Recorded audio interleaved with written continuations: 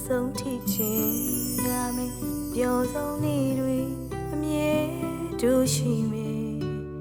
မောင်နာနေခြင်းနဲ့အမြဲတမ်းပိုင်ဆိုင်မေမျောလင်းချက်တွေအတူထားရှိခဲ့တယ်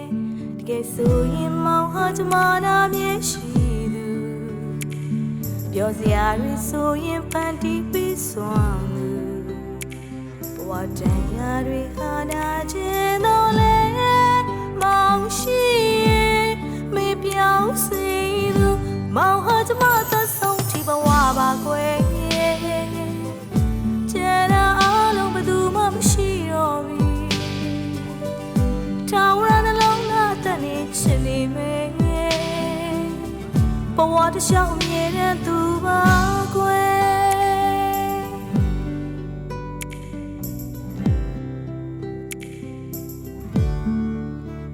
ကျမရဲ့ချင်းနာလို့သမှုရဲ့ပိုင်ဆိုင်လို့မောင်တယောက်တည်းကိုပုံပြီးချစ်တယ်မောင်နာနေခြင်းနဲ့အမြဲတမ်းပိုင်ဆိုင်လို့မျောလင်းချက်တွေဘဝကြီးဖြစ်ခဲ့ပြီတကယ်ဆိုရင်မောင်ဟာကျမနာမြဲရှိသူ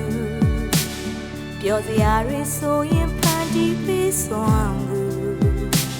ဘဝတန်ရာတွေဟာနာခြင်းတော့